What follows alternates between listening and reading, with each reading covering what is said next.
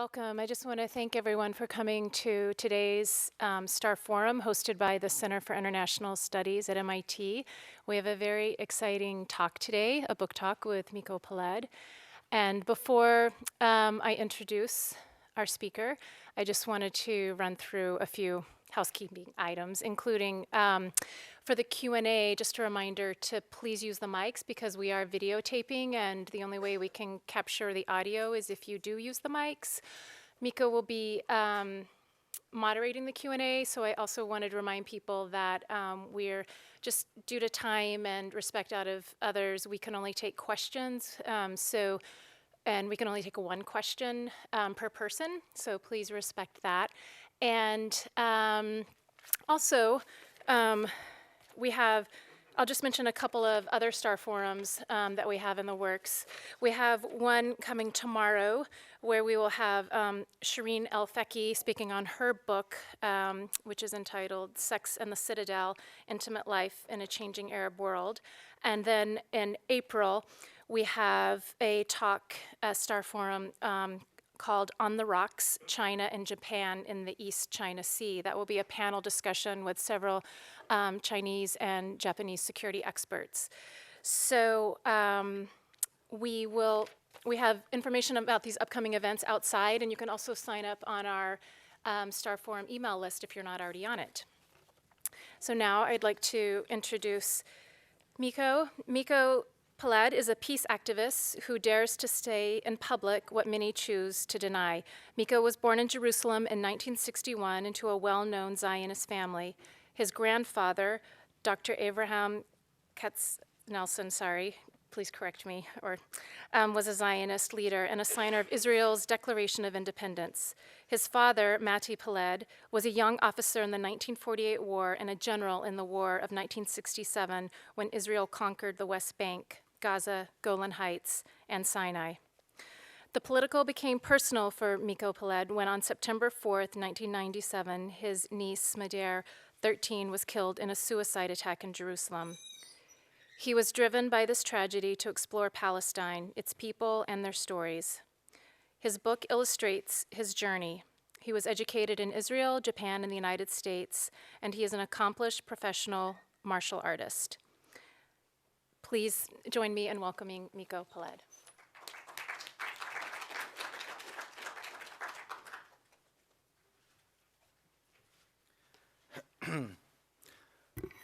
Okay, good afternoon, everybody, and thank you for being here. Can everybody hear me okay in the back? Okay, good. So before I start, I want to ask a couple of questions. Is anybody here from Israel or Palestine? Okay. Does anybody here have family members there? Okay. Is there anybody here that actually visited the place? Okay. And the last question is there anybody here who couldn't possibly find it on a map? No, everybody can find it on a map? Okay, good. So a lot of you have been there, that's great. One of the most common remarks that I get from people who've read the book is that they get a sense of hope. And probably the biggest compliment I received was from Alice Walker when she agreed to write the foreword for the book. And she said it was one of the most hopeful things she's read on this issue.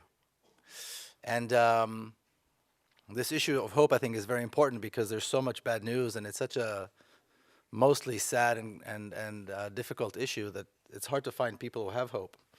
And I gave a talk a few months ago in front of an 8th grade class. And these 8th graders who were 13 years old took a poll they studied the issue a little bit, and then they took a poll among themselves to see how many of them believed that there would be peace in their lifetime. And they're 13 years old. And 80% of them said they didn't think there would be peace in their lifetime. So of course, a lot of this depends on the information we have at our disposal. And when I spoke to them, I said to them that I'm a lot older than they are, obviously, and but there was no question in my mind that there will be peace in my lifetime. If I didn't feel absolutely certain about that, I wouldn't be doing this. Because what's the point in being an activist if you don't think it's going to happen, if you have no hope? So how many people here think there'll be peace in Israel-Palestine in their lifetime? 2? 3? Okay. How many people think there won't be peace in their lifetime? Wow, okay. All right. Well, well, I asked this question, and a few weeks ago I was speaking somewhere, and a lady in the front said, well, I'm 78, so I'm not sure. How do I respond? And I said, well, the thing is, it's not having hope doesn't mean it's going to happen tomorrow. Having hope, I think, is having a sense that it's completely possible and realistic. And whether it happens tomorrow or next year, it's hard to say, because that's the nature of these things, that we can't, pin a date on this. And I told her that I think it's perfectly realistic to expect that she will see peace in her lifetime. But this issue is, people like to say, two things that people like to say about this thing about the Israeli-Palestinian conflict that I think are very troubling. One is that it's very complicated. And one is that those people over there have been killing each other for so long that it's really hopeless. And I think both of these statements are wrong. I don't think it's very complicated. I'm not suggesting that it would be easy to get to the solution, but I don't think it's complicated, and I'll get into that in a little bit. And as for those people killing each other for very, very long, forever and ever, those people over there, that's not true either, and we'll talk about that as well. But it's troubling because there are so many myths and there's so much double standard.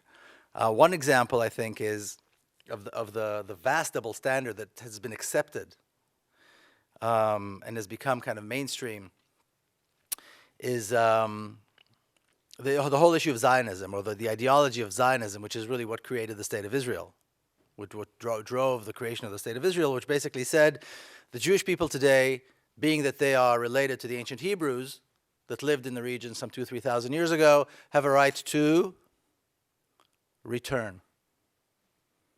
And they use the word return, which is interesting, even though there's not a single Jew in the world that can trace their roots back to the ancient Hebrews. But the word that is used is return. Jews have a right to return. And there's a law of return in Israel, which is a law that allows Jews to come in and become citizens right away, even though they've never been there, their grandparents have never been there, and so on. And you have to wonder how the early Zionists were able to sell this, because when you think about it, it's a pretty absurd notion. But they were able to. They were smart people. They were well dressed. They were all doctors, and they were white, and so it was very easy for them to go to the powers that be and convince them that this was a good idea, especially since the natives were not white, and or weren't considered white.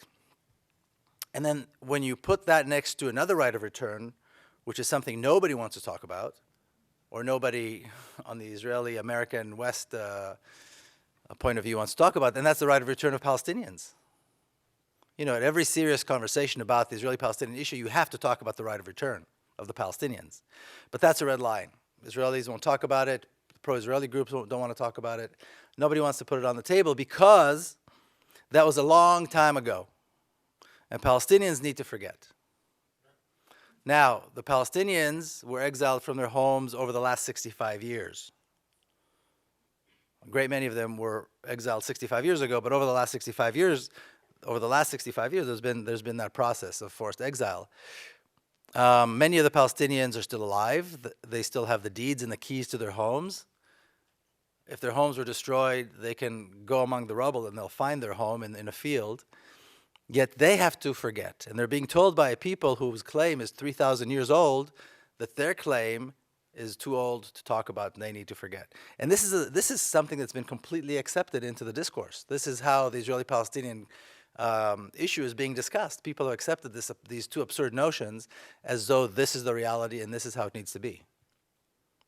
So there's no wonder there's so much confusion, because I think rationally people understand that this doesn't make sense, but when you look around you and everybody pretends like it does, then you feel strange expressing your views. I don't, but some people do.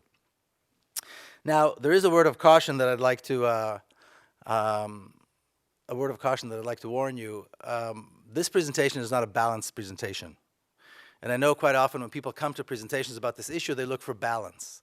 And so I like to put it up, out there as early as possible in this presentation, that if you came expecting to hear a balanced presentation, you're going to be sorely disappointed. This is a decidedly not a balanced presentation. And I don't believe a balanced presentation is possible. If anybody cares enough to stand up in front of a podium, behind a podium and speak, they probably have a pretty clear point of view one way or the other. And for me, like you heard in the introduction, this is a deeply personal issue as well.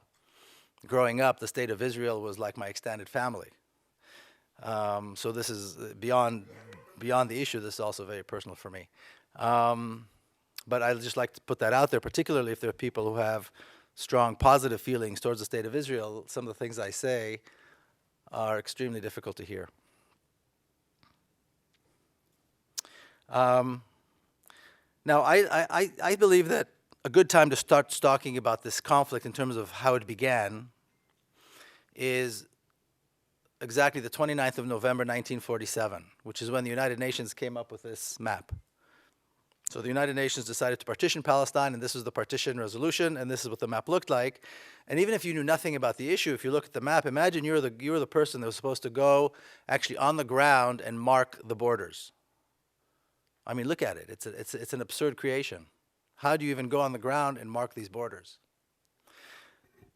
But beyond that, when we look at what they did with this map, with the partition, the United Nations partitioned the Palestine, and they decided that they were going to give the larger portion of the country to a small group of immigrants, Jewish immigrants, who numbered less than 500,000 people, in order for them to establish a state.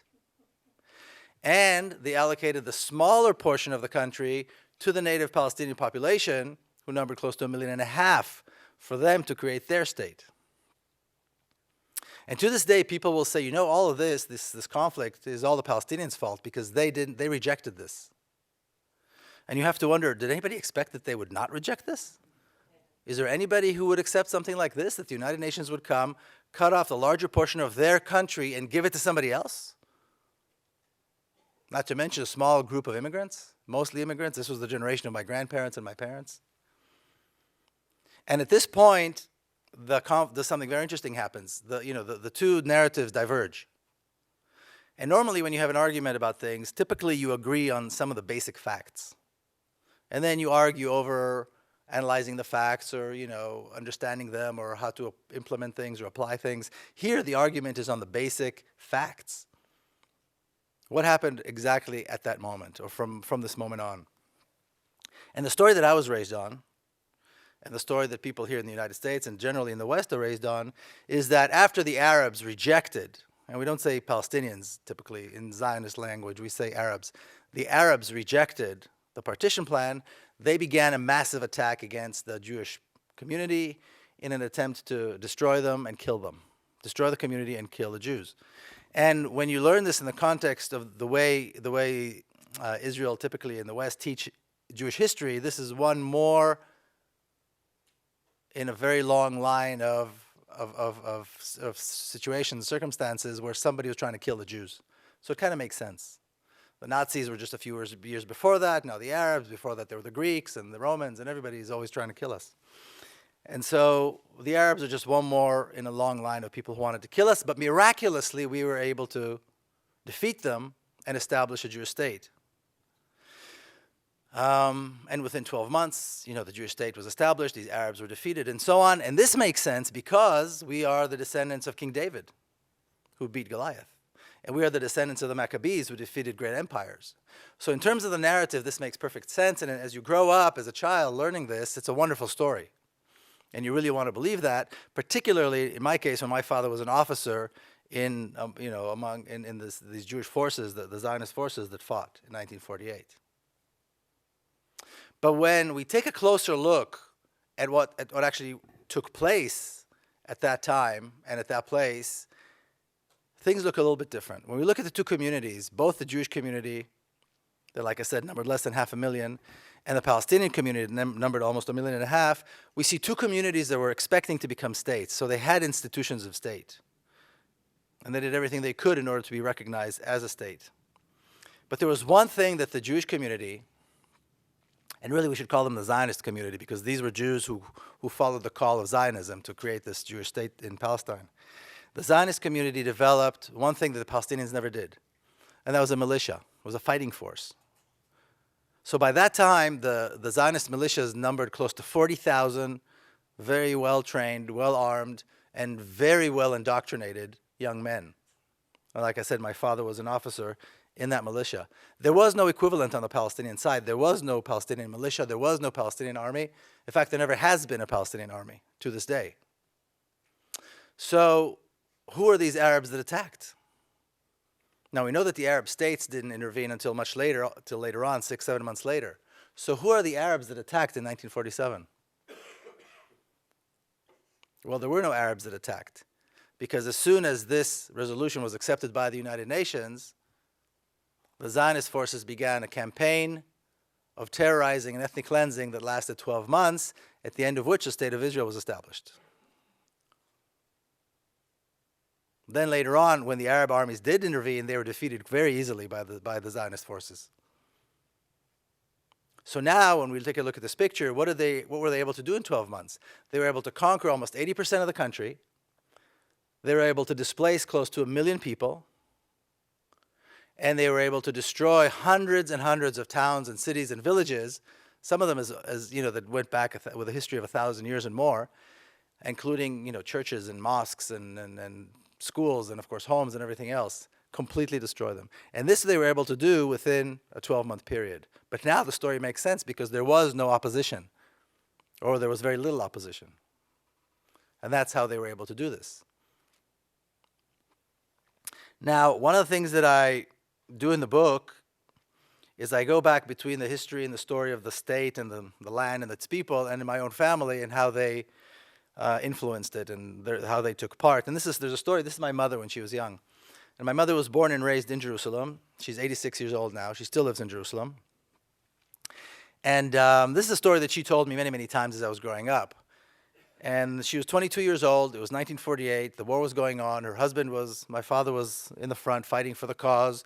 And she was already a mother, and she was living with my older siblings in a small apartment with her mother in Jerusalem. Now, when I say Jerusalem, I don't mean the old city of Jerusalem. I mean the neighborhoods that were outside of Jerusalem, what's considered West Jerusalem, and later on became the Israeli side of Jerusalem. And there were many Palestinian neighborhoods there, very well-to-do neighborhoods. In fact, many of those homes are still there. And if you've been to Jerusalem, you see these homes. They're very distinct neighborhoods and very distinct, beautiful homes. Well, when the Zionist forces came in, they took those neighborhoods, they forced the people into exile, the inhabitants into exile. And these homes were made available for Israeli families. And my mother was offered one of these homes. And like I say, I can't remember when she told me this the first time, but I remember hearing it my entire life. And then when I was working on the book, we talked about it more. And she always talks about the story with the exact same emotion. And the way she says it, she says, how could I possibly take the home of another family? How could I possibly move into the home of another mother that now has to raise her family in exile? And then she goes on to describe the loot, how the Zionist forces filled their trucks with loot, furniture, and rugs. And you may have heard rare manuscripts and thousands of books. And how were they not ashamed? And she always expresses a sense of shame having seen these Israelis do this. And she says the story, this is also part of the story, is that when the Israeli forces came in to these homes, the coffee was still warm on the table. In other words, the families had just. Now, what was interesting is that this story always bothered me, and it wasn't until I was actually working on the book that I could reconcile why it was bothering me. The story actually contradicts the national narrative because she's expressing a moral dilemma here. And the way the narrative is, the Israeli narrative, is there is no moral dilemma here at all. Because they attacked us, we won, and they left. So there's no moral dilemma in taking their home. What she's presenting is in a way that we did something wrong. Now, not only is she presenting in a way that we did something wrong, but there's no excuse to it. And typically in Israeli discourse, even when we acknowledge situations where Israel did something wrong, for example, the massacre of Deir Yassin, which was a village in the outskirts of Jerusalem that had surrendered, and the Zionist forces committed a terrible massacre there. And this is acknowledged and this is taught in Israeli school books.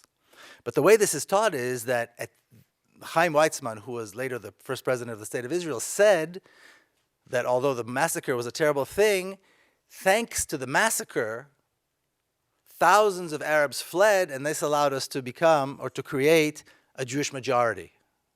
So even though the massacre was bad, in the end there was a good outcome.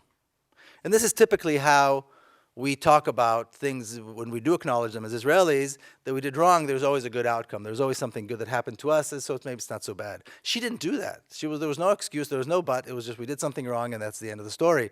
And again, like I said, it bothered me for many, many years. And typically, quite often when I give this talk and I tell this story, Palestinians, especially if they're older Palestinians in the room, they come up to me afterwards and tell me, our parents own one of those homes. And like I said, most of those homes are still there. Now, some of you may have heard the term Nakba. The Nakba is what the Palestinians call the War of 1948. And I remember when I first heard this, I was insulted. The War of 1948 was the war of our independence. This was the war after which the State of Israel was established. How can anybody call such an important historic event a Nakba? Nakba means catastrophe. How can they call it a catastrophe? I understand they don't like it, but a catastrophe. And like I said, I was personally insulted. And over the years, I began to realize and understand and meet Palestinians and kind of my journey into Palestine, which is described in the book, why it's called a catastrophe and why it was a catastrophe. But I think what people don't realize often is that catastrophe wasn't something that happened in 1948. It was something that began in 1948 and is still going on today. This picture, these children in a refugee camp called the Gaza refugee camp. It's in Jordan. And I visited recently. And you can see the sewer running through the street, if you can call it a street. The homes, such as they are small and cold. There's no electricity, no running water, no sewage, no health care. They're so poor that they can't afford matches to light a fire to make tea in the winter. And it gets very cold there. It's up in the north. And you have to wonder, this is no more than an hour and a half from Tel Aviv, Jerusalem, Haifa. And this is happening today, under our watch. This is a catastrophe. This is a Nakba. That these children have to grow up in these conditions just a few miles away from their parents' and grandparents' homes. This is a catastrophe that's being allowed to go on to this day. And I've never seen such poverty, and I've been to a lot of places, refugee camps and third world countries and so forth. This is inexcusable. This is not some sub-Saharan Africa, days drive or days, flight from other places. This is within hours of the best, the most modern cities within Israel. This is the catastrophe. This is the Nakba. Another example, of course, is Gaza itself. When kids go to school, they go through many homes that look like this. This is a result of an Israeli air raid. And in this particular home, an entire family was killed. I think 13 people were killed. And there are many cases like that, many examples of this in Gaza. I was just there, by the way. And the father and one of the children, just by mistake, were not home at the moment that this happened, so they were saved. And the kids, the next door neighbors, the ones that homes don't look like this, maybe a few houses down, don't know if their house is going to be next. If they go to school and when they come back, will they have a home? Will they have a family? This is a Nakba. This is a catastrophe. It's happening now under our watch every single day.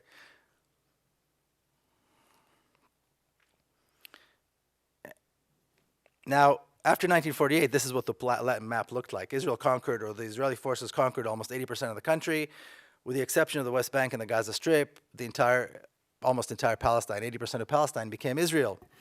And for the Israeli forces, for the commanders like my father, the fact that the West Bank was not included, was not conquered, was not taken, was a very sore subject. And we'll see how that comes to play later on. But for them, there was a big mistake. It was a political decision that the military did not agree to.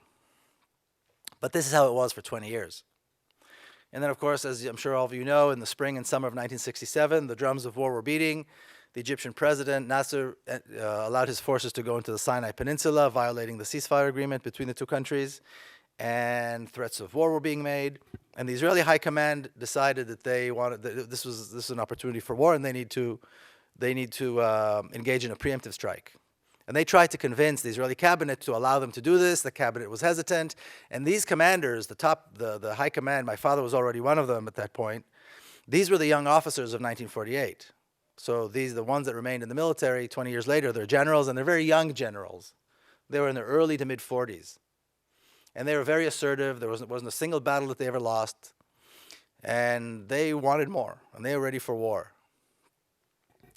And the story that we hear about this war is that once again, Israel was under an existential threat. Once again, Arab armies were intending to destroy it and kill all the Jews. And once again, the Jewish forces, the Israeli forces, were able to defeat the Arabs and increase the size of the state of Israel threefold. And once again, we, the children, the descendants of King David and the descendants of the Maccabees and the descendants of the people who defeated the Arabs in 1948, because it's the exact same narrative, once again, we were victorious. Now, eventually, like it always happens in Israeli politics, the more militant wave always wins. And so, of course, the generals got their way, and they were given permission, they were given the okay to begin a preemptive strike against Egypt. That went on that went very well. It didn't take very long for the Egyptian army to be destroyed. The Sinai Peninsula was taken, and then they went on and took the West Bank and took the Golan Heights.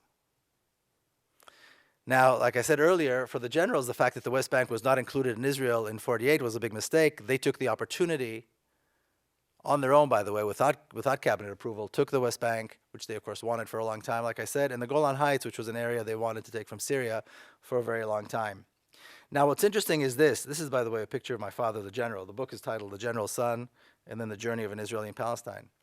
As I was working on the book, I looked into I went to the Israeli archives to learn about my father's military career. And one of the most interesting aspects these interesting parts were the actual minutes of the meetings of the generals leading up to the 67 war. They're available. A lot of historians have seen them, written about them, documentaries have been made about that period. It was a very interesting period because of the tension between the cabinet and the generals. And so I wasn't really expecting to see anything I didn't know. But as soon as I began reading those transcripts, those minutes, I saw something my father say, and then some of the other generals said, and that is the Egyptian army was not prepared for war. The Egyptians were advancing an ill-prepared army, that they would need at least 1.5 to 2 years to be really prepared for war, and therefore, we now have an opportunity to destroy the Egyptian army, and that's why we need to engage in a preemptive strike. Not a single word about a threat. In fact, they say we can attack now, or we can attack a month from now, it makes no difference, but we might as well attack now, because we're going to be victorious either way. So what happened to the existential threat? These were the commanders. These were they had the army intelligence. These were the commanders that knew. They were charged with the security. They knew what they were talking about. Not a single word about a threat. And later on, my father and several of the other generals said, admittedly, that this was not a war of defense. This was a war of choice. But it was kind of covered up by the story of the existential threat because it makes for better mythology. And now, once again, the story makes sense. You had a fully prepared army, fully motivated, with a well-planned plan of attack, destroyed the Egyptian army. Then they went on to destroy the Jordanian and Syrian army, was certainly no match for the Israeli army. And within 6 days, they took the West Bank, the Golan Heights, and the Sinai. They destroyed 3 Arab armies, killing more than 15,000 Arab soldiers in 6 days, at a loss of 700 soldiers, Israeli soldiers. Of course, every soldier is somebody's son, so we cry for every soldier that dies, but the difference between 700 and 15,000 is a striking difference. Now, something very interesting happened. As soon as the war was over, the very first meeting of the generals, the high command had, my father stood up and he said, now we have an opportunity to make peace with the Palestinians and solve the Palestinian issue. He said, we've conquered all this land, we've asserted ourselves beyond any doubt, but we still have another nation here that we need to deal with. If we maintain these territories, if we occupy the West Bank and keep the people within, the Arabs that live there, we're going to become either a binational state, which is not what we fought for, or we're going to become a brutal occupying power. And so that was when the idea of the two-state solution was voiced for the very first time. But as he was saying these things, the state of Israel had already begun destroying towns and cities in the West Bank, expelling hundreds of thousands of Palestinians, and beginning a massive campaign of building for Israeli Jews only. This was happening immediately as the smoke was still in the air. And at that point, he and the Israeli establishment kind of parted ways. And he went on to talk about the need to solve the Palestinian problem, and the state of Israel went on continuing to build and expel and destroy. Basically what happened was this is what the map looked like after the 1967 war. Palestine was erased completely off the map, and the state of Israel took its place, and a very powerful campaign, an unstoppable campaign to integrate the West Bank into the rest of Israel began. And it was a very successful campaign because today the West Bank is fully integrated into Israel. So, the mission was erasing Palestine, and they succeeded. They conquered the land. They engaged in a massive campaign of ethnic cleansing in the West Bank, just like they did in the other parts of Palestine after 1948. And they began massive building for Israeli Jews only, just like they did after 1948, like I said, integrating the West Bank. So today when people talk about the possibility of Israel allowing the Palestinians to establish a state anywhere within that map, it's a complete misunderstanding and a complete misreading of what Israel is all about and what Zionism is all about. The mission is to take the land of Israel and give it to the Jewish people and get rid of anybody who might be in the way. That's the mission, and that's what it's all about. The possibility of allowing anybody to establish a state within these boundaries is absolutely absurd. Now, there's another issue that takes place, and that is the fact that Palestine was actually an Arab country for 1,500 years until the State of Israel was established. So you have Arab cities and towns and names and monuments and a whole Arab culture that's part of this land, part of this place. So everything has to be destroyed. So cities and towns were destroyed. Names are being changed. Some names are still being changed. And a new history is being created linking today's Israel with the ancient Hebrews, King David, and so on. And one example, there are many examples, but probably the most striking example is taking place in a place called Silwan. If you've been to the old city of Jerusalem, if you know where the Jewish quarter is, you go out the gate and you go down the hill, there's a big community called Silwan. It's a community of over 50,000 people. And someone decided, and it's right just down the hill from the Jewish quarter, and someone decided that under the homes of the people in Silwan is where the true city of David existed. So the homes of the people of Silwan are being destroyed. An archaeological park has already been established called the City of David. Tour buses are already going there. The homes in the periphery of the park are already being destroyed because of the digging, their foundations are being destroyed. And Israeli settlers are taking over homes that are in the farther periphery. So because there are Jewish settlers there, Israeli settlers, you have to have a massive military force there as well. So this is ethnic cleansing, de-Arabizing, and destruction all at the same time. And this is a community of 50,000 people. It's happening in broad daylight right outside the old city of Jerusalem. Tour buses see this every single day. And this is it. This is done under our watch. This is the Nakba. This is the ongoing catastrophe. Nobody cares. Nobody says a word. An entire community of 50,000 people. I live in a city that's less than 30,000 people. I can't imagine here in the United States somebody coming and saying, well, we're going to destroy these homes because, Zeus used to live here. And of course, there is no historical proof that there ever was a King David. And God knows Israeli historians and archaeologists have tried to prove this for a very long time and haven't found a single shred of evidence. But that doesn't matter because the past trumps the present. And what's important is to create this mythology that links Israel, today's Israel, with King David because it's very romantic and it allows Israel to continue to do what it does so well. It's hard to talk about this without the issue of the question of what they call terrorism or the Palestinian resistance. And I talk about this quite a lot in my book. I've interviewed and spoken to many friends of mine, Palestinian friends of mine, who are prisoners. And Israel has had and still has thousands and thousands of political prisoners, of Palestinian prisoners in Israeli prisons, in Israeli jails, in violation of international law. Now, a research just came out, an excellent book just came out called Threat. And in this book, they talk about the fact, and it's Israeli and Palestinians writers, over 90% of the Palestinian prisoners have never been charged with violence. So the vast majority of Palestinian prisoners held in Israeli jails are actually political prisoners. The ones that did engage in armed resistance are a very, very small fraction. So this is important to understand. But of course, Israel and the world calls them terrorists. And I think it's important to realize, especially today, there's so many hunger strikers. In fact, one of them is over 220 days already. Samir Isawi. And I think it's important to remind ourselves of a UN resolution that says that the struggle of people under colonial and alien domination and racist regimes, which I think characterizes Israel very well, for the implementation of their rights to self-determination and independence is legitimate. And I think it's important to say here clearly that the Palestinian resistance is legitimate. Whether we agree with the armed resistance or not, that's another question, but the resistance is a resistance. And it's important to recognize this. These are people who are fighting for their independence and freedom. And this is, of course, in full accordance with the principles of international law. And you cannot talk about, there are two issues you cannot ignore when you talk about the Israeli-Palestinian issue. One is the right of return, like I said earlier, and the other one is the prisoners.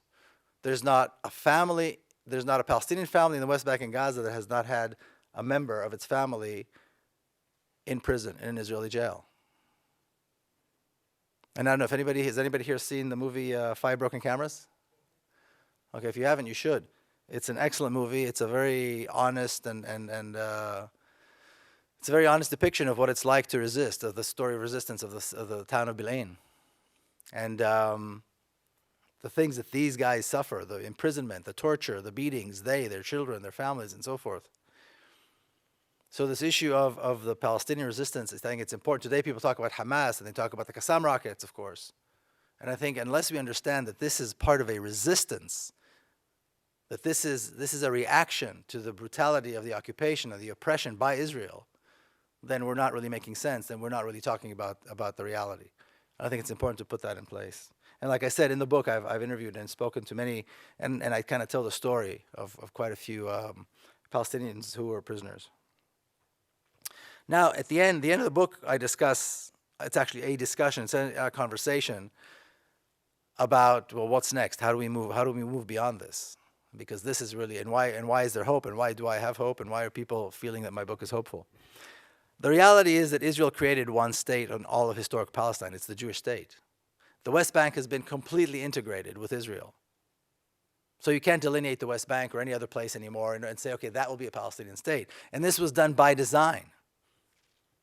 This was done by design. Israeli commanders and politicians and prime ministers have said this. The intention is to make the conquest of the West Bank irreversible, to integrate the West Bank fully into Israel. And they have, with highways and schools and big cities and so on.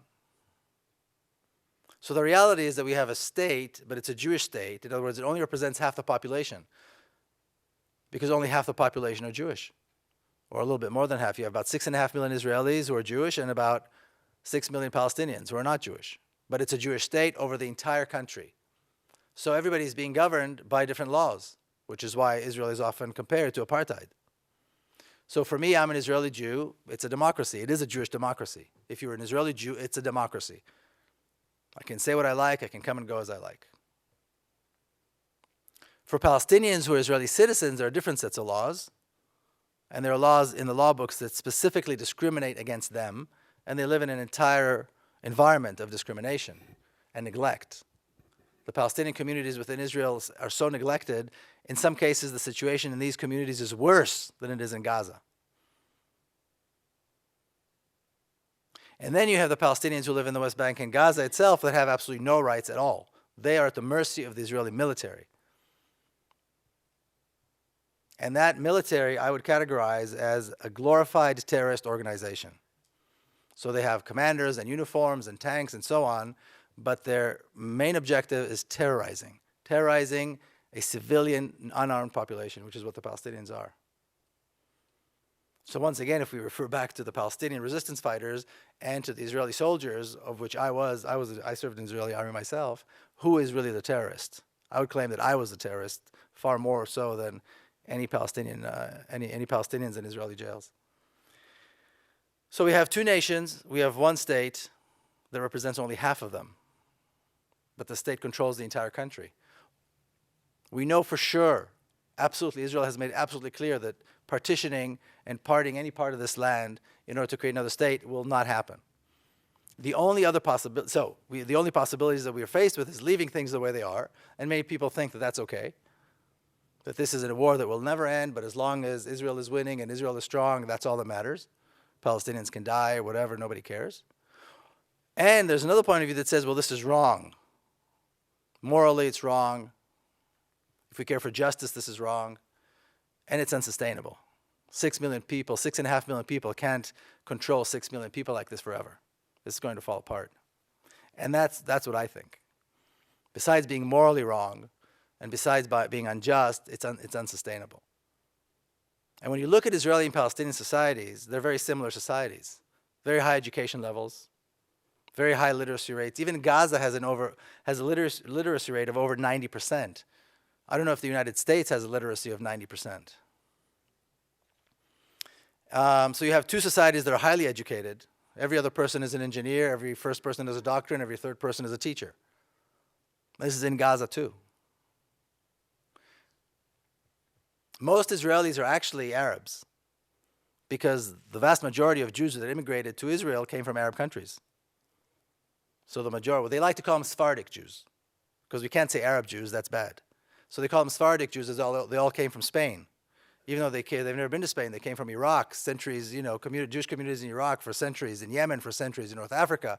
But we call them Orientals because that sounds like maybe they came from China or something. But anything but to say that they were Arabs. But the Arab Jews make up the majority of Israelis today. So if the younger generation doesn't speak Arabic, their parents and grandparents speak Arabic and understand Arabic. So really, the vast majority of Israelis are Arabs. And there are areas where already the two societies are mixing because it's inevitable. Hospitals, for example. You see Arab doctors and Arab nurses everywhere in Israeli hospitals. In fact, I have a cousin who's a surgeon. He tells me that some of the most skilled surgeons in Israeli hospitals are the Palestinians who are trained in Amman, Jordan. My mother just had surgery. She's 86. She had surgery. The anesthesiologist and the surgeon were Palestinians. But the thing is that this surgeon that treated my mother so well, when he tries to fly out of Tel Aviv airport, he's treated like a criminal. So he has to go through this process of hours of interrogation, humiliation, strip searches, cavity searches, hours and hours. Every item in his and his wife's and his children's suitcases will be taken out and examined in plain view. And then when all this is done, they're taken by the hand by a 22-year-old to their seat in the plane. Because once they've been sterile, they can't mingle with people anymore, so they can't have a cup of coffee or buy something at duty-free. They have to be taken to the seat on the plane. Now this is unsustainable. This is where it's wrong. So the possibility of a real democracy being established means that the two societies, the two communities can live in peace together and create something new, create something better. It means that it won't be a Jewish state. But the question is of values. Is it worth having a Jewish state knowing full well that it comes with political prisoners, a brutal military force, and racist laws? Because that is the price of having a Jewish state in Palestine, where half the population, like I said, is not Jewish. Or is it better to have a democracy and give everybody an opportunity, and both societies an opportunity, and everybody's children an opportunity to create something better, which they can. If the walls came down tomorrow, they could create a very functioning, productive society, a functioning, productive democracy. But the key ingredient and the missing ingredient today is that democracy, is that the equal rights. So I would argue that anybody who cares for peace and justice in Palestine, anybody who cares for Israelis and Palestinians, that needs to be the focus. Creating a democracy. A real democracy with complete equal rights. A real democratic state. One democratic state for Israelis and Palestinians. Thank you all very much.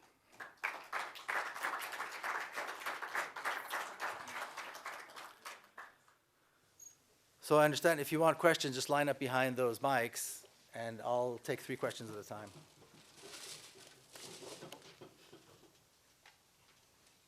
I'll just write them down.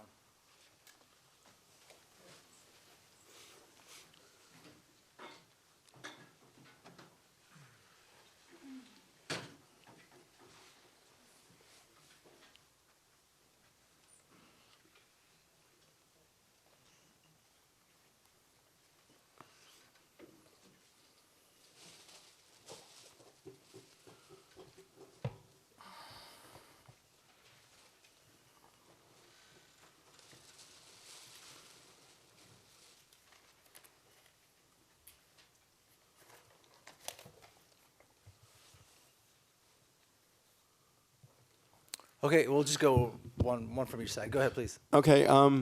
Well, I agree with you that at this point the West Bank is Swiss cheese, and it can't possibly be a Palestinian state. And what you've laid out is ideal. I have a hard time wrapping my head around the fact that there are hundreds of thousands of right-wing settlers who are armed in the West Bank and who not only want to keep their settlements but want all of the West Bank for themselves, and how that could actually work, how people could actually be persuaded to create a democratic state of Israel, Palestine.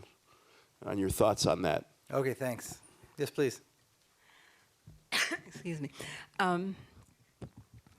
Thank you. I really would like to share your vision. I think if it were up to the people, the Israeli and the Palestinians themselves, such a thing could happen.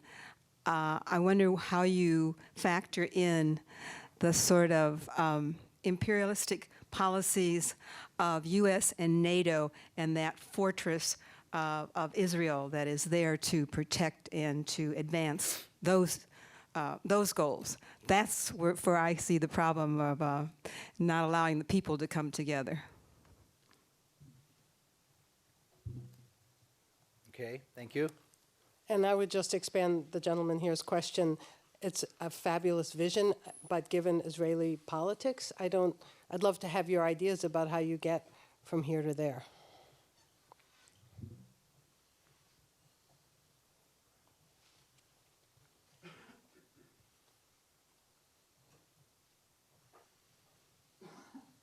Okay, I'll answer these three and then we'll go from there. The settlers are a problem, and I think the settlers are a big problem. I agree with you completely. I think they're one of the most dangerous creations I've ever seen. And if you've been to Hebron or into South Hebron Hills or some of the places where they actually allowed to do their thing, then this is a very dangerous proposition. At the same time, we can't let them always set the tone. Somebody's going to have to set the rule of law and say, okay, well, if you break the law, you're going to jail. The way Israel has treated the settlers, these settlers since the 6-Day War, since 1967, is they always allowed them to kind of be the trailblazers. And then the state of Israel could come and say, well, what are we going to do? They're here, so we're going to allow them to build homes and more homes and expand because they're going to grow, and then they need security and so on and so forth. But the reality is that they're breaking the law and they should be punished, or they should be reined in somehow. I'm not suggesting this is a simple equation, but I am suggesting that if a democracy is established, or I should say when a democracy is established, there will be a rule of law, and there will be people who enforce the law. And if anybody breaks the law, they're going to have to pay the price. They're going to have to be disarmed, just like any other illegal militia, and the law is going to have to deal with them. And it's, like I said, this is one of many problems that the Israelis and Palestinians are going to have to deal with. But they have been allowed to set the tone for too long, and by good design. And there was a reason why Israeli governments, both right, left, and center, have allowed them to do this all these years. It was very convenient. But while they are a threat, and many of them are complete psychopaths, there's no question about that, they will have to be reined in by the rule of law, just like anybody else. And I don't think it's a question of persuasion. I think it's a question of applying the rule of law. I don't think they're ever going to be persuaded. That's typically not how it works. How do we factor, U.S. policies? I find that the question of why are U.S. policies so in line with Israel? Why do they let Israel get away with everything? Why do they support Israel so the way they do? And this is the question that puzzles many people.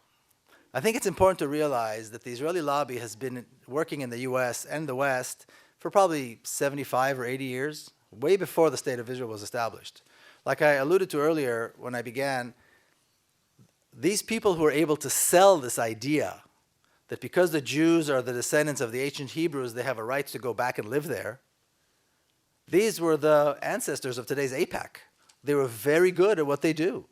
The Zionist diplomatic corps was always made of very smart, very educated believers in the cause. And because they were white, and because they were well-dressed, and because they were highly educated, they were all doctors and so on, they were able to sell this bill of goods to the powers that be. And this goes on to this day. So they're able to influence the media, and they're able to influence education systems, and they're able to influence human rights organizations here in the U.S. And this is the reality. And of course, they're able to influence American politics. You cannot have a career in politics in America unless you vote with Israel. Everybody knows that. So I don't think it's so much that the policies are aligned. I think because quite often we take a look and we see that what Israel does is contrary to American policy, or certainly American interests. But because the lobby is so effective, the Israeli lobby is so effective, and you know, the AIPAC is one aspect of it. It's got many tentacles. And they're very good, and they're very efficient, they're very effective, they're very thorough, they're very friendly, so people like them, and it's very easy to like them. This is why, but I don't think the fact that America supports Israel or that American policies somehow look like they are aligned with Israel is a reason to hold the presses and say, well, we can't do anything about this. I don't know if you remember, some of you I'm sure do, a country that was called South Vietnam. And American presidents and American politicians swore that they would never forsake our most important ally in Southeast Asia. And Americans got sick of it. And guess what? There is no South Vietnam. I think if you ask kids in school today, they won't even know that there was a South Vietnam. And there are other examples where American policy seems to be one thing, but other people feel differently, and that changes. So I don't think this is immovable. The fact that Israeli politics are so decidedly right-wing and chauvinistic, and if you've been following the last Israeli elections, you know that if there's anything we can take from the last Israeli elections, the Israelis do not care about the Palestinian issue.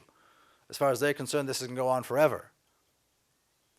The discourse has become more chauvinistic and more right-wing than it's ever been, and it's always been very right-wing and very chauvinistic, clearly, from the very beginning. But I don't think it's our job to convince them or make them want it. I don't think the whites in South Africa wanted apartheid to end, but they got up one morning and the apartheid was over because people spoke. And I don't think whites in the southern states of the United States wanted, Jim Crow to end, but one day they woke up and it was over.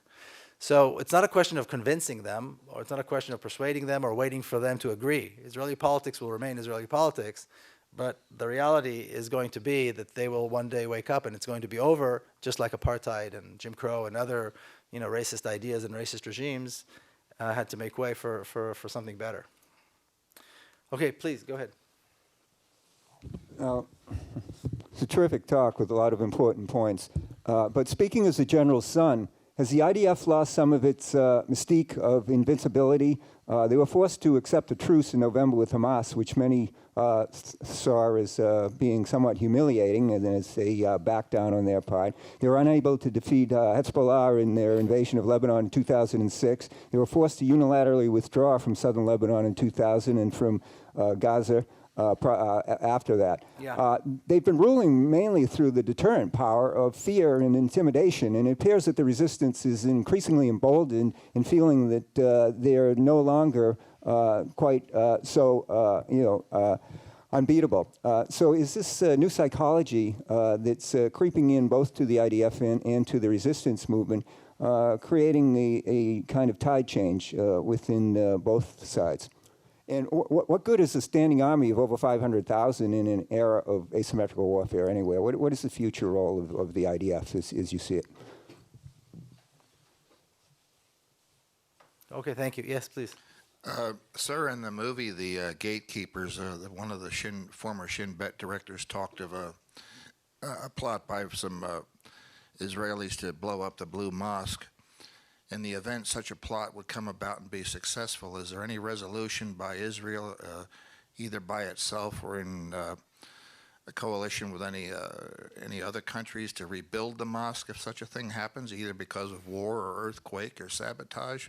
What would happen if it were destroyed by any of those possibilities, and how would it affect facts on the ground, both for the Arab Israelis and the Jewish Israelis? Okay. Hi, my name is Salam Odi. I was born and raised as a Palestinian refugee in Jordan.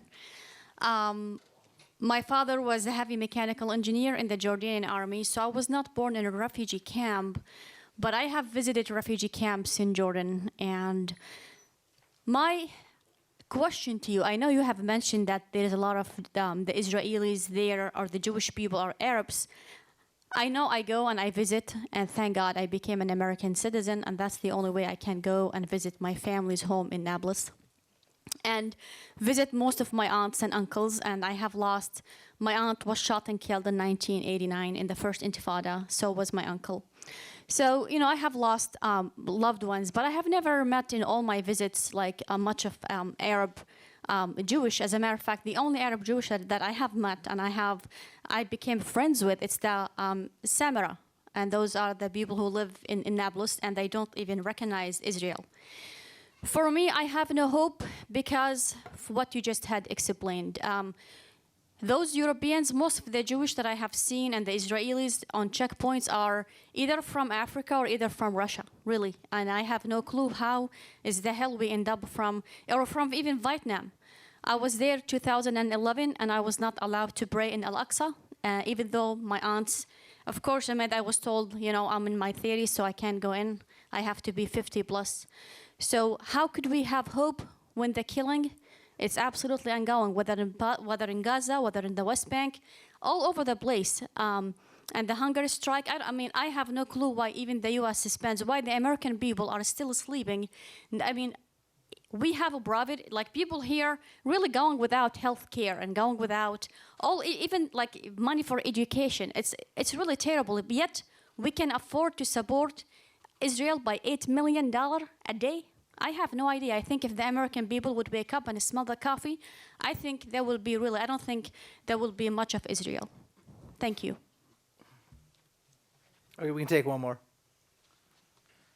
I guess my question would deal primarily with the BDS movement. In terms of whether or not you think it is effective and will, if we continue to support the boycott, divestment, sanctions movement, and how some Israelis you know may support this. Okay, thank you. All right. Has the IDF lost its invincibility? Without a doubt. But you know, most of the victories, all the victories the IDF has ever had were against enemies that couldn't fight back. You know, in 1948 they fought a civilian population. In 1956, they fought, you know, together with the French and the British and defeated the Egyptian army. It was a very easy battle. Within 5 days, it was over. 1967 was the same thing. The only time that the Israeli army was caught, you know, caught with its pants down, so to speak, is 1973. The Arab armies were planned something and prepared it well, and the Israeli forces were not prepared, and they got beaten very badly. And then after that, Lebanon and so on and so forth. But whenever the Israeli forces are actually faced with a serious contender, with a serious adversary, they get beat. In Hezbollah in 2006, you're right, they got beat very bad. Israelis' best units, top, you know, elite forces, ran out of southern Lebanon with tails between their legs. And Hamas is emboldened. I mean, like I said, I was in Gaza, by the way. I had to go in through a tunnel. Because I can't go in through Israel, and the Egyptians, of course, are unpredictable. But people in Gaza are emboldened by the Qassam brigades, without any doubt, because the IDF, the Israeli military, with all of its bombings and all of the destruction, killed, you know, civilians. They barely touched the Qassam brigades, and so of course they're emboldened. And the other side of that is the question that's being asked in Gaza and other places is, why is Israel not giving the Palestinians any other option but the armed resistance? I don't know if you paid attention. Khaled Mash'al was in Gaza, I think it was December, and he gave a major speech, and this was one of his points. He said, "We're not fighting the Jews to kill Jews. We're fighting the Zionists because our land has been occupied. And why are they not giving us any other option but the armed resistance?" Well, I think the answer to that is quite clear. So there's no question that the IDF is I don't know if it become invincible without it. I mean, lost its invincibility. And again, I don't know that it was invincible. It was just a very well-trained, well-prepared army that was facing armies that were either in shambles or populations that had no military force. And the future of the IDF, I would hope that at least the commanders would face the International Criminal Court for their crimes for their war crimes. And they would dissolve it just like any other terrorist organization. And if this new democracy, when it's created, if there's a decision to establish a military force, they'll have a military force like a normal democracy. I don't know why they would need one, but let's say they decide to have one because of whatever reasons, then that's what they'll have to do. But I think the IDF today is no more than a terrorist organization and has to be treated that way. Gatekeepers. I'm glad you brought up. Who saw Gatekeepers? Okay, I don't think it's a very good movie. I saw it. I think it's a propaganda movie. It's a very poor Israeli propaganda movie. It portrays these 5 men who are the heads of the Shabak, the Israeli. It's called the Internal Security Service or secret police, which is something only, dark, brutal regimes have. And of course, Jews don't have to deal with it. It's only the Shin Bet only. The Shabak only works against the Palestinians. In fact, at the end, somebody asks one of them, the reporter asks one of them, has Israel become a Shabak state or like a police state? And he said, oh, no, I don't think so. Well, if you're an Israeli Jew, that's true. But if you're a Palestinian, then the Shabak has governed your life because every permit you need, every driver's license you need, everybody that has a job, a government job, and I'm talking about Israeli citizens, Palestinians or Israeli citizens, a principal of a school, I mean, anything. They need to get an okay from Shabak, and if they don't agree to cooperate and they don't agree to become collaborators, then they suffer. And this has been the reality. So these 5 men who they should be the first ones sent to the International Criminal Court because they ruled an organization that was charged with torture and murder and abuses, human rights abuses that we can't even begin to talk about here, are suddenly hailed as heroes because they said that 1 or 2 things they did was wrong. But if you listen to their words, you see how the pleasure with which they describe the horrors that they committed, you realize that these men are sick and need to be in jail. They're dangerous men. As for the question, I don't know that there's any plan what to do if the mosque is destroyed. I think it'd be a terrible loss. I think besides being a catastrophe politically, it would be a terrible loss. I think it's a beautiful monument. It's a religious. It's a religious monument that's been there for many years. It's one of the symbols of Jerusalem today, and I think that would be a terrible thing. I don't know that there is any plan to rebuild it or what to do if something like that were to happen. Okay, so you had a long comment, and you're absolutely right about everything you said. The only thing I take exception is the hope, because all the things you described are happening today. The hope is believing that one day we can change this. And if we don't think we can change this, we never will, which is why I think hope is important. Now, how do you find hope? When you say you don't find these Arab Jews, well, the reality is that most Israelis are descendants of Arab Jews. Today, the thing that we have to realize is that Israel really kidnapped this notion of Jews. And you have to differentiate between what it means to be Jewish, which is very broad, and what it means to be Zionist and support the state of Israel, which is very narrow. And Israel kidnapped Judaism, although there's really nothing Jewish about Zionism. There's nothing Jewish about the idea, like I said earlier, of bringing Jews to Palestine. In fact, most Jews rejected it. Even after the Holocaust, the state of Israel was established a few years after the Holocaust, most Jews opted not to go there. And after the state of Israel was created, years into the mid-1950s, they didn't know what to do because Jews were not coming. Jews were not coming. After the Holocaust, survivors opted to go back to Europe or come to America or go to places where everybody's safe. Not only Jews, because this notion of going and capturing an Arab country and living there seemed absurd to them, or for whatever other reasons. But the reality is that most Jews have never accepted Zionism, have never accepted the state of Israel. Now, we do have communities here in the United States and basically in the West everywhere that have become Zionist, that are Zionist communities. And they're really part of this, they're one tentacle of this Israeli lobby. And they fly the Israeli flag, and they go to the AIPAC fundraisers and so on and so forth. But they do not represent, certainly they don't represent the Jews in America. They are one aspect of the Jewish community in America. I speak everywhere now. And half the organizers that invite me to speak are American Jews. Half the audiences I speak to are American Jews that do not accept the state of Israel, that do not accept Zionism. Are they less Jewish than the ones who dance around when Israel is bombing Gaza? They're very different people. And I think it's an important distinction to make. And I would argue that Israel is not really a Jewish state. It's just a state that favors Jews, that discriminates favorably toward Jews and discriminates against anybody who's not Jewish. But that's what Israel is, because most Jews don't live there and will probably never go there.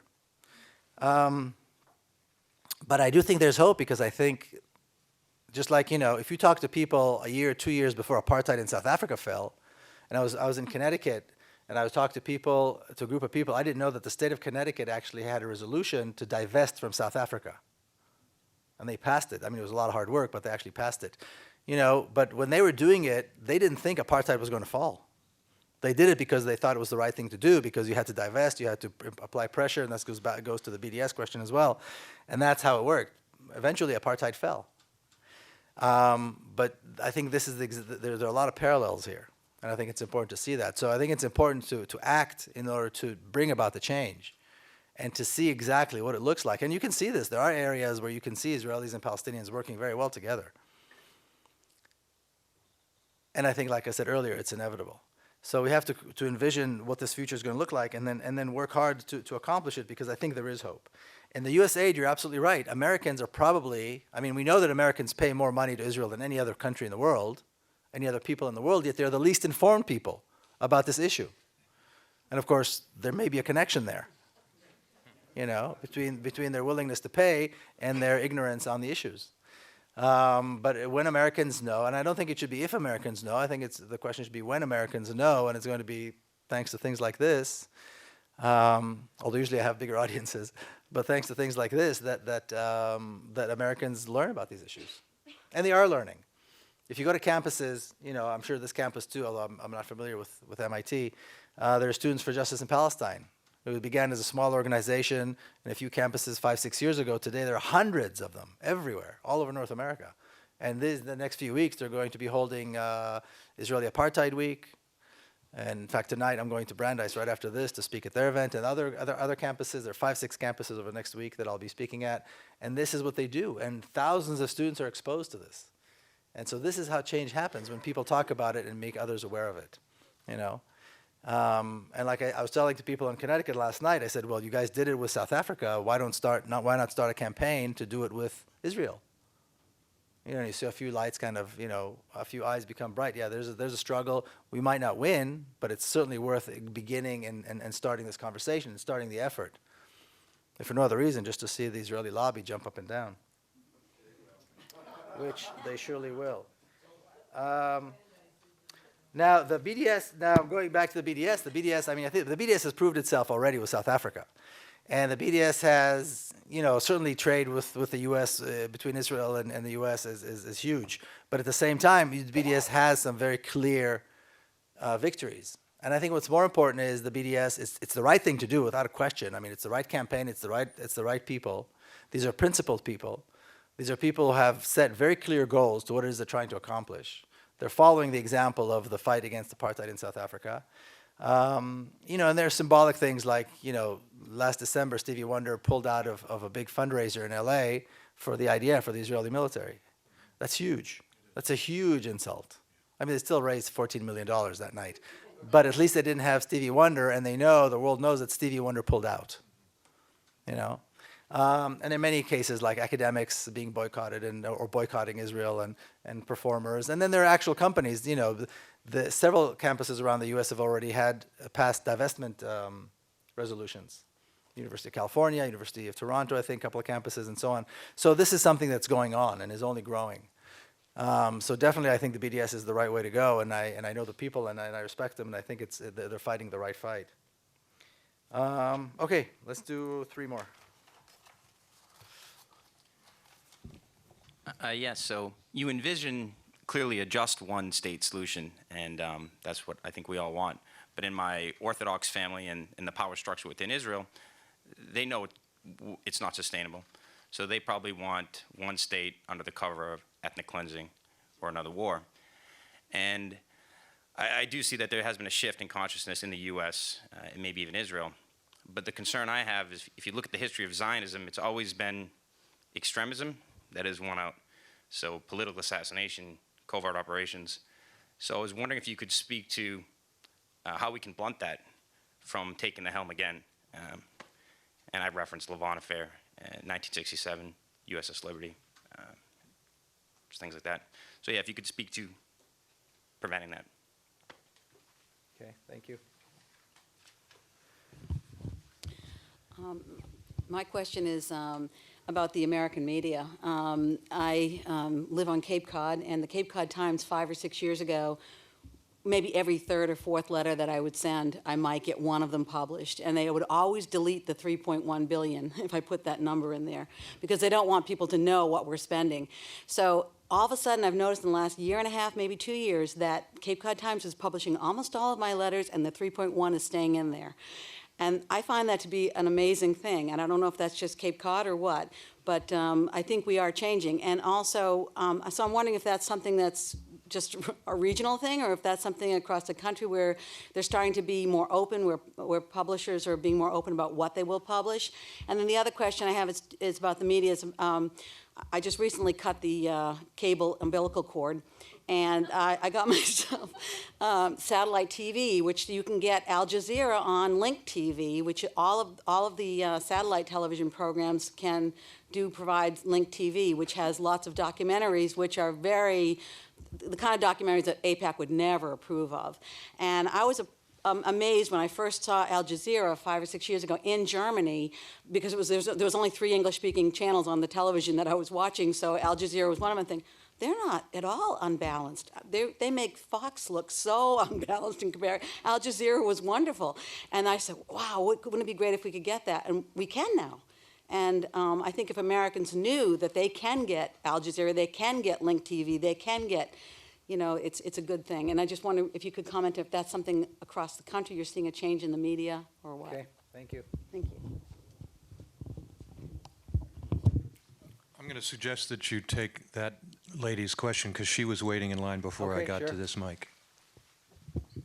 Well, it's sort of a follow-up. I don't think the media gives us the information that we need. For instance, that since the November ceasefire, there's been 4 deaths in Gaza directly related to the use of that boundary area, and they continue to harass the fishermen so that they're not allowing them into that 6 nautical mile area. But we're not learning about it. We have to get our information from Palestine Today by internet. I write to my senator, who's Kelly Ayotte in New Hampshire, and get no response, or if I get a response, it has nothing to do with anything I said to her. I wondered if you have had any one-to-one contact with your representatives or senators, and if you're more successful.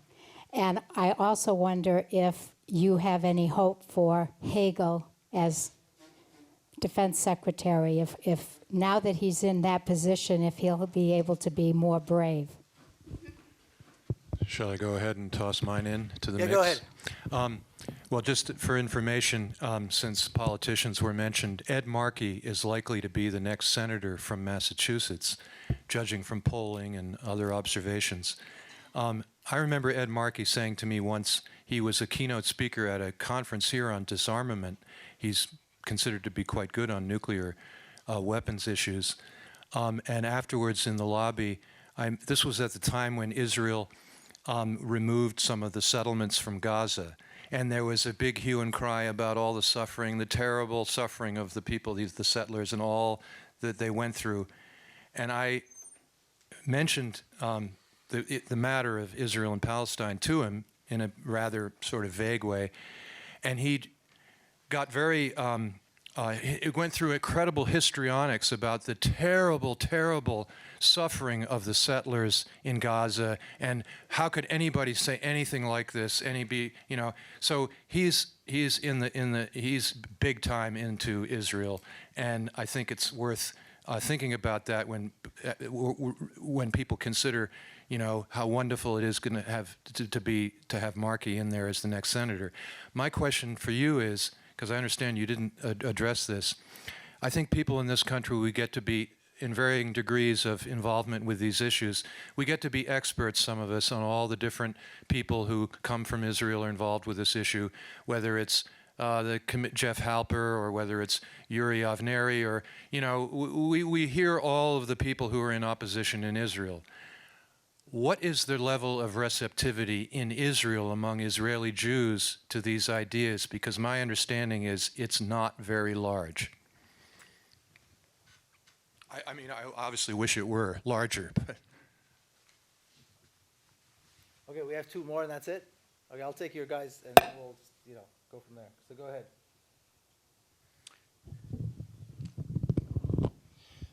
I'm going to bring up a topic that may be unwelcome or a little too hot, but let me just throw it out.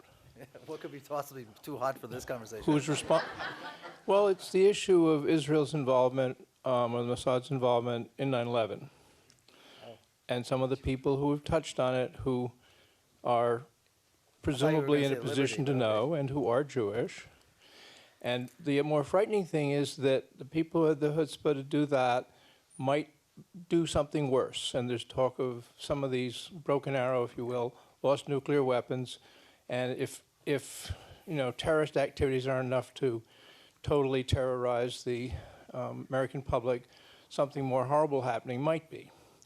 And I just don't know if is it best to get the people responsible for 9/11 really dragged out and prosecuted, or not? Is that going to be necessary to stop things, or is there going to be a horrible backlash against a whole very innocent bunch of very good people who don't deserve the backlash?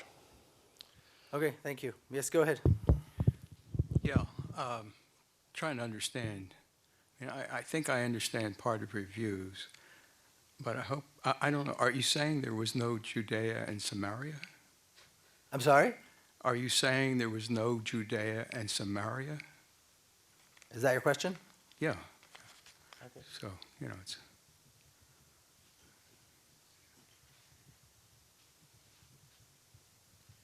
Okay.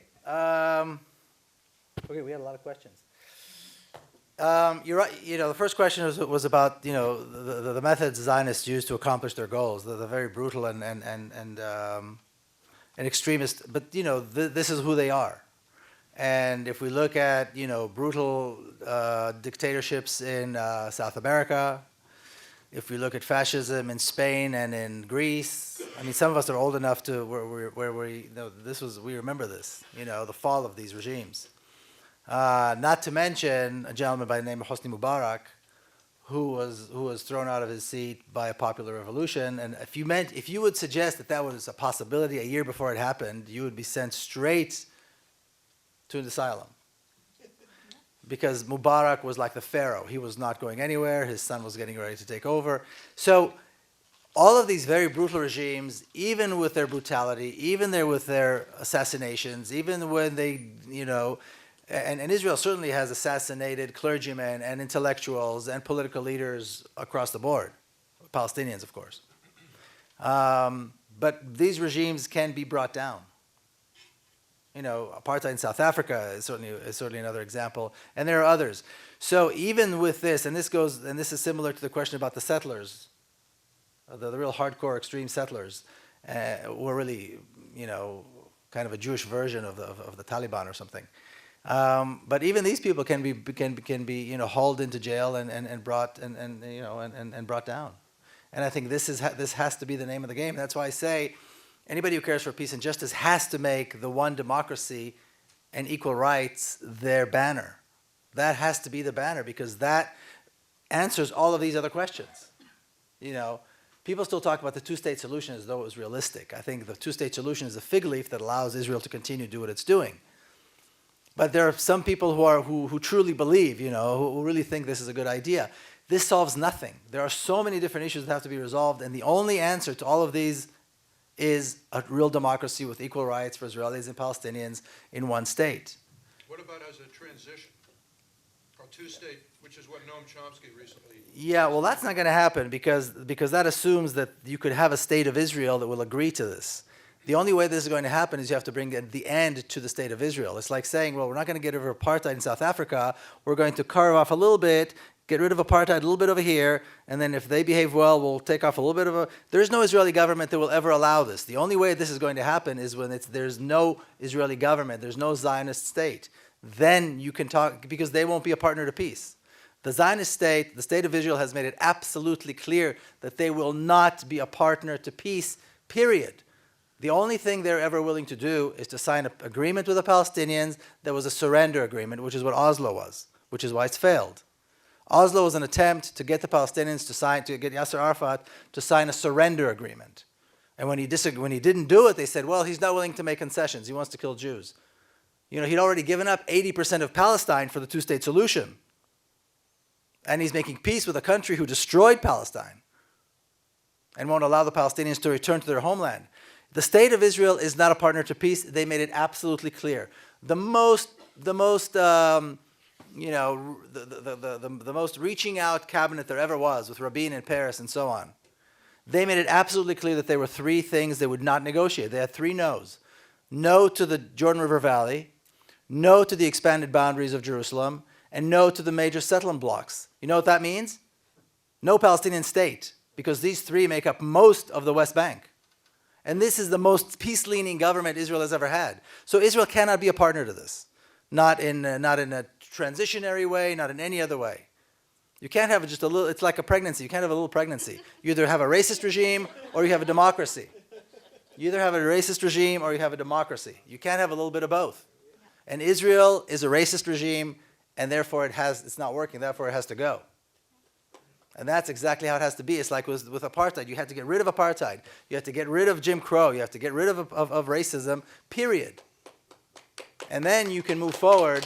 Thank you. And then you can move forward beyond that. And it has been done. And it has been done. And Israel didn't invent all these methods. You're absolutely right about the demonic use of the Shabak and so forth and their methods. But they didn't invent this.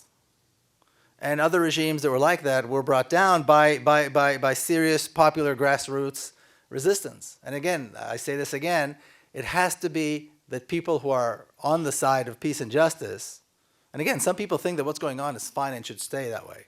It's a question of values. But if your values determine that you believe in peace and justice and so forth, then a democracy is the only thing that's available, because the other option is this. There is no third option. It's either racism with Israel or a democracy without Israel, and that's the way it is. And nobody's talking about genocide, and nobody's talking about killing Jews. That's all a bunch of nonsense. We're talking about a transition from a non-democratic state to a democracy, to include more people in the system, in the process, in the political process. That's what we're talking about. And again, I'm not suggesting this is going to be a walk in the park. I'm not suggesting it. This is going to be a tough, excruciatingly difficult uphill battle. The Israeli army is not going to roll over and die. The state of Israel is not going to roll over and die. The Zionist propaganda machine here in the U.S., AIPAC, and their all their tentacles are not just going to. I mean, they're running out of excuses, but they're still going to jump up and down. They've got a lot of resources. And if you're not Jewish, you're going to be called an anti-Semitic, even though there's nothing Jewish about Israel, so there's nothing anti-Semitic about opposing it. And if you're a Jew, they're going to call you all kinds of stupid names. But the point is this.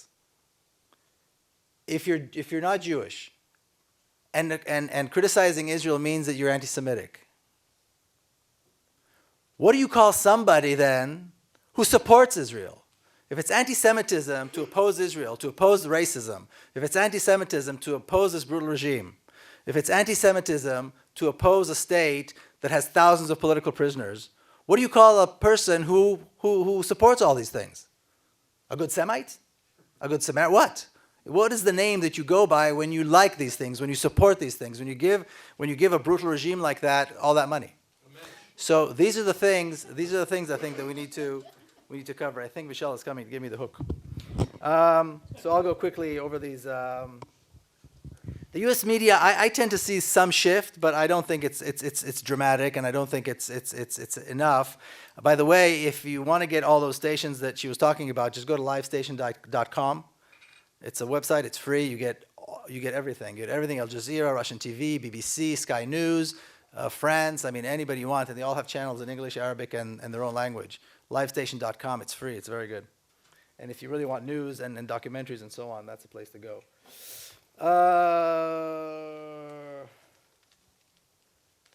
Israel is not receptive at all to any of the peace activists, at all.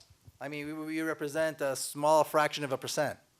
Having said that, one thing I need to acknowledge, and I want to acknowledge here, are the refuseniks. There are several thousand of Israelis who refuse to go and serve in the Israeli military, and they go to jail. Now, you have to consider this. It's very easy to get out of the draft in Israel today.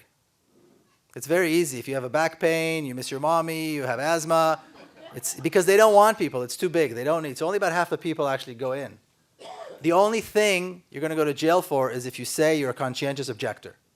And these kids, boys and girls, men and women, 18 years old, admit that they're conscientious objectors, that they refuse on moral grounds, and they go to jail. And there's several thousands of them. So it's still a fraction of a fraction. And Israelis are not receptive to this at all. I mean, a few people are, but not by and large. And again, I don't think whites in South Africa were receptive to the anti-apartheid movement either. So I don't think that's not either here nor there. I can't speak to 9/11 because I don't know. I hear this come up every time, but I can't speak to it. I don't know. Who do we prosecute? I think clearly we need to prosecute people like George Bush and Rumsfeld for what they did in Iraq. So, and Cheney and so forth. These guys have to be prosecuted for war crimes without a doubt. And I hate to say this, but Barack Obama as well, for what they do in Afghanistan and Yemen and so forth. So there's plenty of people to prosecute if we ever get to that day. And the last question, Judea and Samaria, that's what Jewish people call the West Bank, I suppose, Judea and Samaria. Okay, well, thank you all very much. Thank you, Michelle. Thanks for coming. And if you'd like the book, I think they have copies outside. I'd be happy to sign them. Yes, I wanted to remind everyone we're selling books, and Miko will be signing them as well. So please, if you haven't bought a copy yet and read it, please do. Thank you.